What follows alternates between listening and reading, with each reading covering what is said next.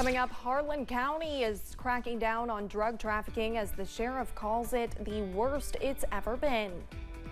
And 30 organizations were given grants to combat the opioid crisis in the Commonwealth. Dedicated to Eastern and Southern Kentucky, this is WYMT Mountain News This Morning. Good morning, I'm Olivia Calfee. The time is 5:30 on October 3rd. Now let's check in with Chief Forecaster Brandon Robinson for a look at your forecast this morning. Brandon, we're seeing those temperatures rise. I know it's weird that it's fall and it's going to be 85 degrees today. Listen, it's going to be close. If you are a warm weather fan, enjoy it, because some big changes are on the way. Let's take a look this morning, and we take a look starting in Pikeville. It's always the cool mornings, though. Here's the thing about this time of the year, and I've noticed this here recently. 85 this time of the year is not as bad as it would be in the summertime because there's no humidity, there's no dew points. It's just basically 85, okay? It's not air you can wear. But this morning, not so much. We're temperatures in the 50s and 60s as you head out the door. 59 there in Pikeville, 59 also in Moorhead, 59 in Harlan, 50 in Clintwood, 63 in Jackson, and 62 in Monticello this morning. Temperature difference, a little warmer in some spots, a little cooler in others, in some spots exactly where they were this time yesterday. Your breakfast forecast as we get closer to 6 o'clock, I think we'll see temperatures generally running in the upper 50s for the most part all the way through about 8 a.m. So again, just enjoy the clear conditions with a little bit of fog and then sunshine on the way today. It's going to be a nice one, but enjoy it because changes are on the way. Olivia? All right, Brandon, thank you.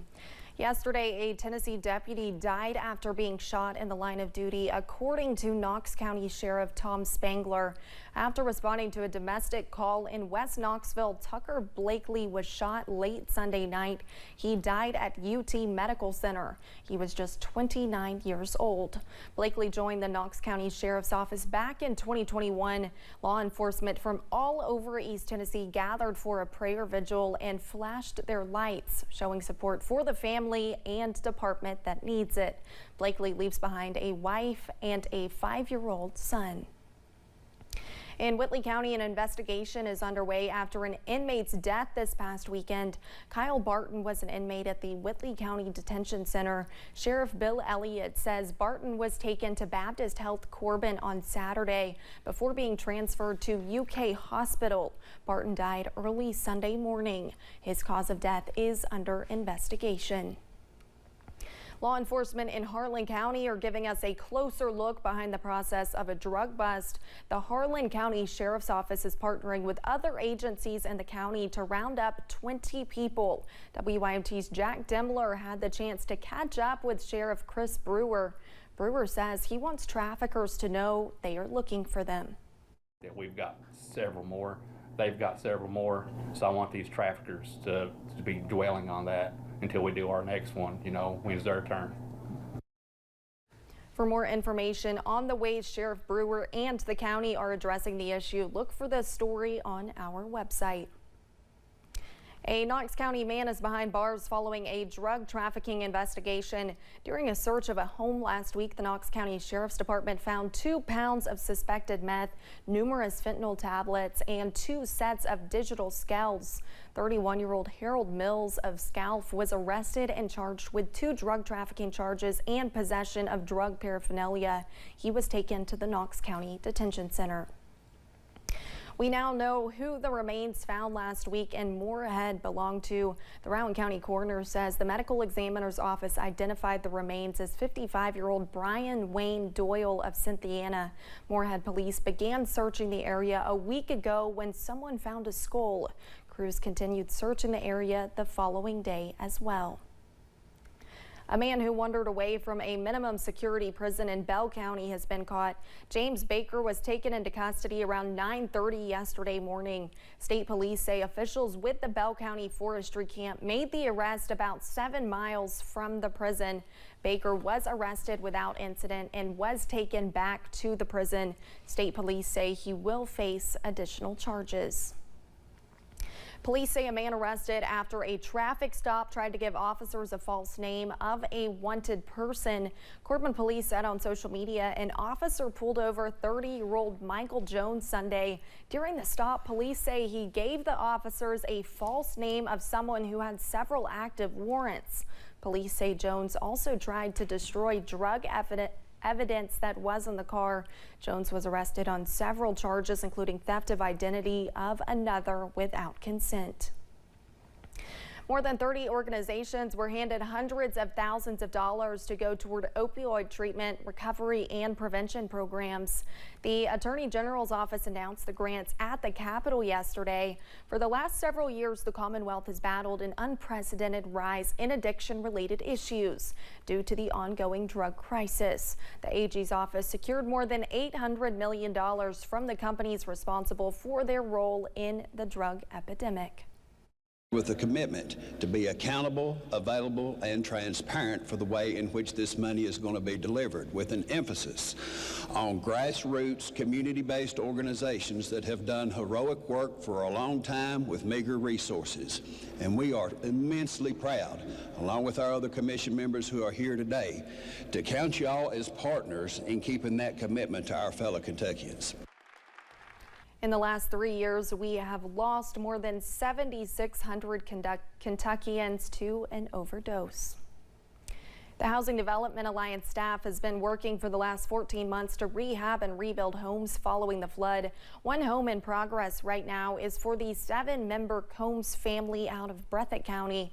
Crews started building the home 1 week ago, and Monday they were already working on the roof. Mindy Miller with HDA says it is a blessing to serve families like the Combs, and it wouldn't be possible without their carpenters. Our carpenters are amazing people, and you know, we put a lot on them because we're building twice the homes we normally build.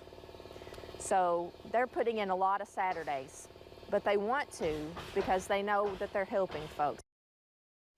Miller says they hope to have the Combs home finished around Christmas, and they are expecting to get started on Chestnut Ridge in Knott County towards the start of the new year. Fayette County saw more than 200 new COVID cases last week. The health department says that's the first time we've seen that number go up in 3 weeks. But as doctors tell Samantha Valentino, COVID isn't the only illness we're seeing on the rise.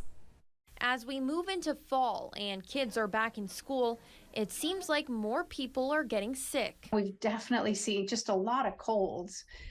Certainly that's just runny nose, cough, congestion, typically not associated with fever, but can. Dr. Katrina Hood is a Lexington-based pediatrician and family doctor. She says in addition to the common cold, we're also seeing COVID, stomach bugs, croup, and RSV. Dr. Hood says it's too early in the season to tell if we're seeing more illness than normal. We're seeing a smattering of all of those illnesses, but really the big increase comes as we head to where we're really much more indoors and not outside. But she does think the pandemic is at least partially to blame for the illnesses we're seeing now. Not COVID itself, but that it sort of suppressed illness in a lot of people because we weren't mingling.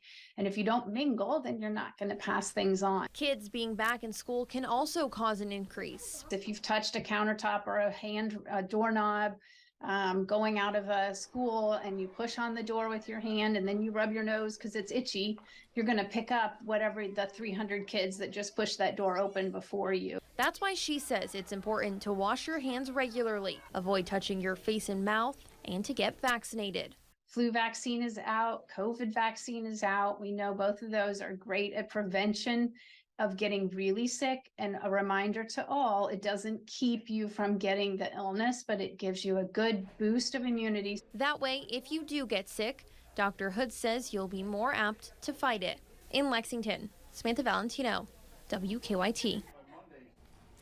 Yesterday afternoon, Interim State Commissioner of Education Robin Fields Kinney gave an introductory press conference at the Kentucky Department of Education offices in Frankfort. Kinney is from the Commonwealth and graduated from Western Hills High School in Frankfort. She's a UK graduate and a licensed attorney in Kentucky and Florida. She says as interim commissioner, her charge is to, quote, keep the train on tracks, keep progress moving, and continue to support existing programs for Kentucky students. Kinney also says in the upcoming state legislative budget session, she will request more funds for the areas of transportation and preschool. One Eastern Kentucky World War II veteran was honored yesterday as he celebrated a major milestone. WYMT's RJ Johnson has more.